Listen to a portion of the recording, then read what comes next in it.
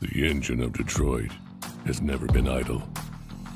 Every day steam rises from the Motor City Underground.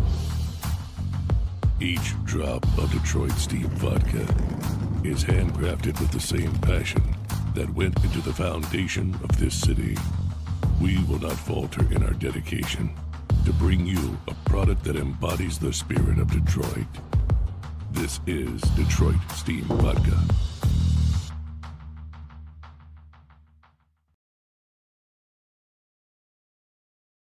Bob Wojanowski. The Detroit News published 10:17 p.m. EDT May 30, 2019. Ann Arbor. Sincerity, gratitude, passion.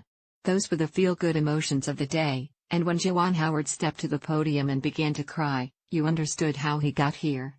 If determination and school pride automatically translate to success, Michigan basketball will keep humming along. Of course, it's not that simple. Howard's joyful tears Thursday were unambiguous. He never believed he'd return to his alma mater as head coach, 25 years after leaving as a player.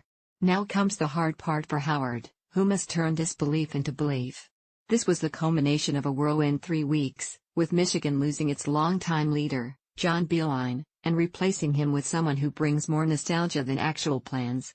Howard wasn't going to prove anything in his opening news conference, and didn't try to convince anybody with empty bluster.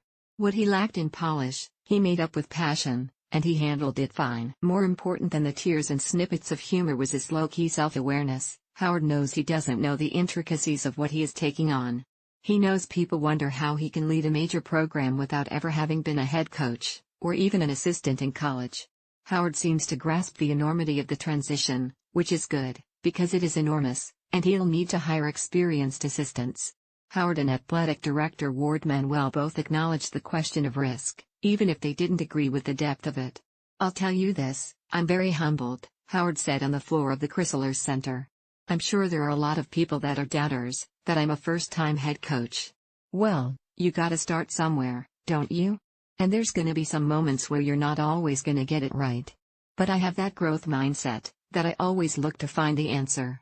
Let him evolve as a member of the fabled Fab Five. Howard once declared the Wolverines would shock the world. He's 46 now with specks of gray, and he brushed off suggestions he was shocking it again.